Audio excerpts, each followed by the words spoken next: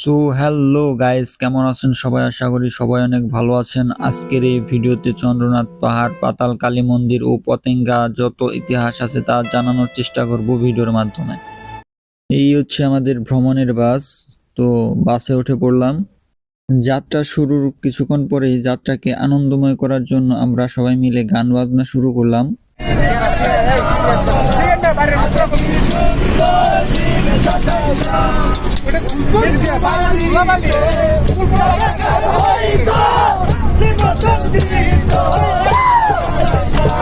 যাত্রা বিরতিতে আমরা চা, কফি এবং খিচুড়ি মাংস খেয়ে আবার যাত্রা শুরু করে দিলাম।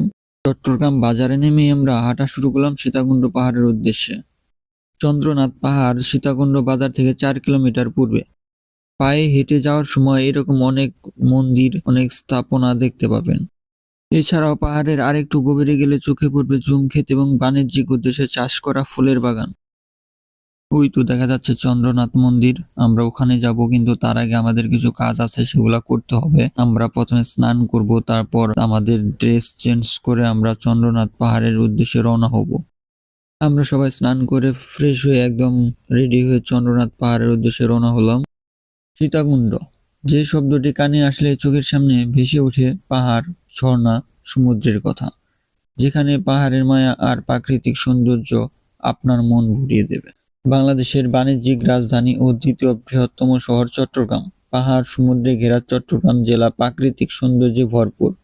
তাই চট্টগ্রাম জেলাকে প্রাচ্যের রানী হিসেবে ডাকা হয়। চন্দ্রনাথ পাহাড়ে যাবার পথে ছোট্ট একটি ঝর্ণা দেখা যায়। এই ঝর্ণার কাছ থেকে পাহাড়ে ওঠার পথ দুই দিকে চলে গেছে।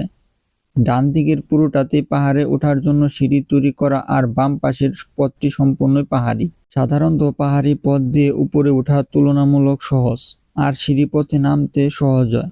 চন্দ্রনাথ পাহাড়ের উচ্চতা 1152 ফুট।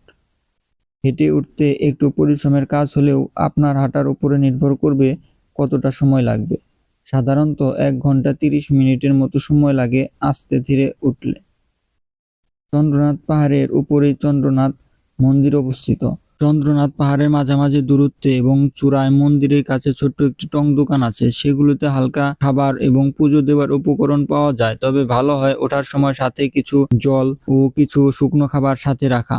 প্রতি বছর মহাশিবরাত্রি উপলক্ষে হিন্দু ধর্মাবলম্বী চন্দ্রনাথ পাহাড় ও মন্দির পুণ্যযাত্রায় আসেন। পাহাড়ে ওঠার এই রাস্তাটুকু এতটাই ডেঞ্জারাস যে আমি ভিডিও করতে ভয় পাচ্ছিলাম, কারণ পাশেই খাত আর পাহাড় ঘেঁষেই আমার গাটা, দেখেন আমার শরীরটা প্রায় পাথরের সাথে লেগে যাচ্ছিল।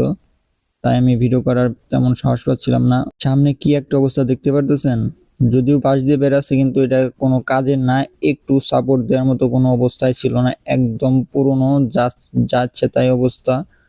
আর যদিও সিঁড়ি করা ছিল, কিন্তু সিঁড়িগুলোর অবস্থাও খুবই খারাপ। স্নান করার জায়গা থেকে আমরা 30 মিনিট হাঁটার পর পাহাড়ি রাস্তা দিয়ে আমরা এরকম একটা প্লেসে উঠি। এরপর এখানে কিছুক্ষণ রেস্ট নিয়ে আবার 10 মিনিট হাঁটার পর ফার্স্ট টেম্পলের কাছাকাছি আমরা পৌঁছে যাই। এখানে দুটি মন্দির আছে, একটি হচ্ছে বিরূপাক্ষ মন্দির আর একটি হচ্ছে আদি বিরূপাক্ষ মন্দির। দুটোই মহাদেবের মন্দির। শ্রী শ্রী বিরূপাক্ষ মন্দিরে আমরা বেশ কিছুক্ষণ রেস্ট নেওয়ার পরে আমরা রওনা হয়ে গেলাম পাতাল কালী মন্দিরের উদ্দেশ্যে। তো পাতাল কালী মন্দিরে যাওয়ার জন্য আমাদের প্রথমে যাইতে হবে চন্দ্রনাথ মন্দিরের দিকে। সেখান থেকে দুই দিকে দুটি রাস্তা আছে, একটা হচ্ছে চন্দ্রনাথ মন্দিরে যাইতে হবে, আর একটা হাতের ডান দিকে, আর একটা হচ্ছে হাতের বাম দিকে হচ্ছে পাতাল কালী মন্দির। রাস্তাটা অনেক ভয়ানক, তাই যারা পাতাল কালী মন্দিরে যেতে চান অবশ্যই অনেক বেশি জল নিয়ে যাবেন সাথে এবং অনেক খাবার নিয়ে যাবেন। পাহাড়ের দৃশ্যগুলো এত সুন্দর যে মনে হয় সবসময় ক্যামেরাটা অন করে রাখি, সবকিছু ভিডিও করে রাখি, কিন্তু সম্ভব হয় না। আমরা বেশ কিছুক্ষণ গানও গাচ্ছিলাম সবাই মিলে, যাতে রাস্তাটা একটু সহজ হয়ে যায়।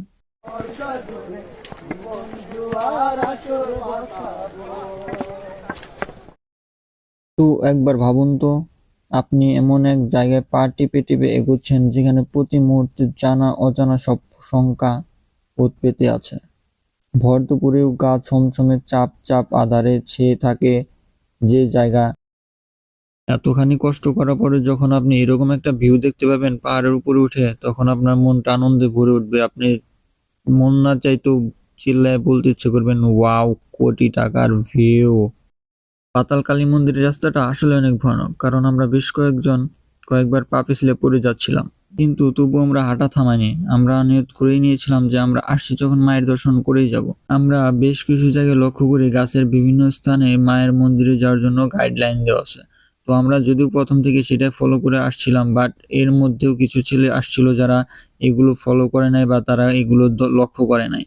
তারা ভুলভাবে ভুল রাস্তায় আমাদের এইদিকে চলে আসছিল। পরে আমরা তাদের সাহায্য করি সঠিক রাস্তায় যেতে। আপনারা আসতে চাইলে অবশ্যই গাইডলাইনগুলো ফলো করবেন। তো এখন একটু পাতাল কালী মন্দির সম্পর্কে জানা যাক। এখানে প্রতিদিনই প্রায় শ্যামা পূজা হয়ে থাকে। মাতা এখানে স্বয়ং বিরাজমান। সত্যযুগের শেষের দিকে বিলুপ্ত হয় এবং এখানে আবার প্রকাশ পায়।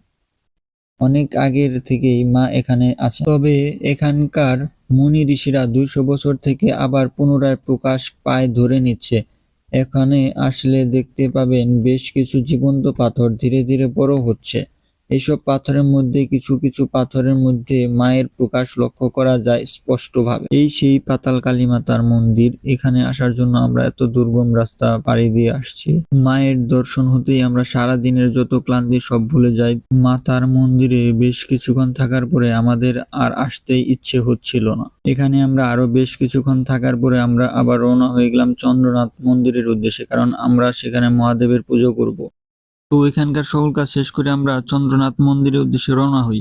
বাট আমরা সকলেই খুব টায়ার্ড ছিলাম, কারণ আমরা সবাই উপবাস ছিলাম। অসাধারণ ভিউ দেখতে দেখতে আমরা চন্দ্রনাথ মন্দিরের উদ্দেশ্যে হাঁটছিলাম। তো আপনারাই বলেন, এত সুন্দর ভিউ দেখার পর কি কেউ না দাঁড়িয়ে থাকতে পারে? আমরা প্রায় 30 মিনিট খারাপ পাহাড়ি রাস্তা ওঠার পর আমাদের যে অবস্থা খুবই খারাপ। আমাদের প্রচুর জলের প্রয়োজন ছিল, বাট আমাদের কাছে কোনো জল ছিল না। আমরা হাঁপাচ্ছিলাম পুরা।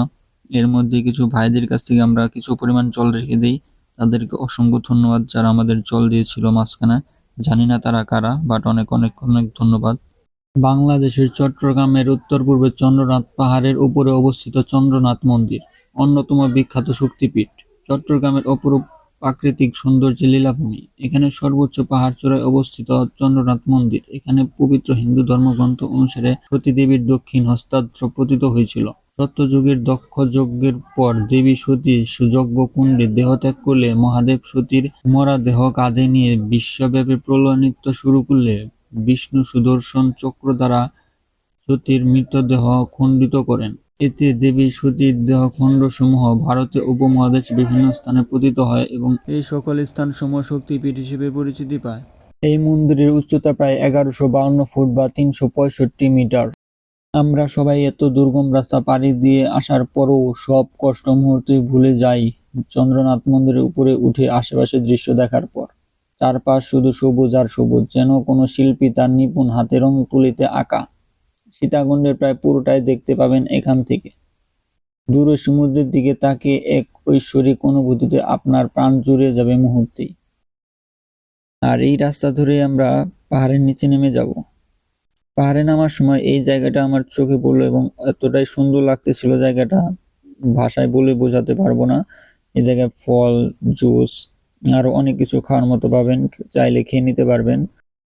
নামার সময় আপনি এই জায়গায় নিজের স্বচক্ষে না দেখলে বিশ্বাস করবেন না জায়গাটা কতটা ডেঞ্জারাস, কতটা খাড়া একটা সিঁড়ি। আপনি না দেখলে টোটালি বিশ্বাস করতে চাইবেন না জায়গাটা এত ডেঞ্জারাস।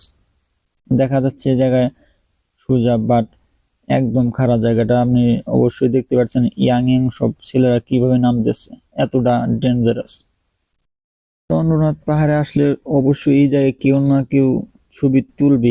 এই জায়গাতে ছবি না কেউ না তুললে তার চন্দ্রনাথ আসাটাই হয়তো বৃথা যায়। এই জায়গাতে এত সুন্দর একটা জায়গা, ছবি তুলতেই ইচ্ছে করে এই জায়গায়, কিন্তু দাঁড়ানোর মতো কোনো স্পেস নাই, কোনো জায়গা নাই। সিঁড়ির উপর দাঁড়িয়ে আপনাকে ছবি তুলতে হবে। পাহাড় থেকে নামার পথে আপনি আরো অনেক মন্দিরের দর্শন পাবেন। আমাদের দুপুরে খাবার খেতে খেতে প্রায় বিকেল হয়ে যায়। প্রায় 5টার দিকে আমরা দুপুরের খাবার খেয়ে আমরা রওনা হয়ে যাই পতেঙ্গা সি বিচের উদ্দেশ্যে। চট্টগ্রাম শহরের সমুদ্র সৈকত, যা কর্ণফুলী নদীর মোহনায় অবস্থিত।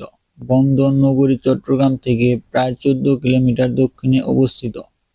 পতেঙ্গা চট্টগ্রাম শহরের একটি জনপ্রিয় পর্যটন কেন্দ্র। 1991 সালের ঘূর্ণিঝড়ে এই সৈকতটি ভয়াবহভাবে ক্ষতিগ্রস্ত হয়। বর্তমানে সমুদ্র সৈকতে সিমেন্ট দিয়ে তৈরি করা বেড়ি বাঁধ দেওয়া হয়েছে। সৈকতের আশেপাশে রেস্টুরেন্ট এবং খাবারের দোকান হয়েছে অনেক। সৈকতের বাতির ব্যবস্থা করায় রাতের বেলা ভ্রমণকারী পর্যটকদের নিরাপত্তা নিশ্চিত হয়েছে। পতেঙ্গা খুব স্বল্প ব্যয় সুস্বাদু খাবারের জন্য সেরা জায়গা। খাবার স্ট্যান্ডার্ডগুলির জনপ্রিয় খাবারগুলির মধ্যে একটি হলো ভাজা মশলাদার কাদামাটির কাঁকড়া। একটি ছোট প্লেট দিয়ে পরিবেশন করা হয় যা কুচি কুচি শসা এবং পেঁয়াজ দিয়ে সজ্জিত থাকে। সন্ধ্যায় সৈকতে একটি সুন্দর শীতল পরিবেশ থাকে এবং লোকেরা এই শান্ত বাতাস উপভোগ করতে আসে। তো ভালো থাকবেন সবাই, দেখা হচ্ছে আবার নতুন কোনো ভিডিওতে, নতুন কোনো ভ্লগে, নতুন কোনো জায়গায়, নতুন কোনো প্লেসে। তো পাশে থাকবেন, সাবস্ক্রাইব করবেন। ধন্যবাদ।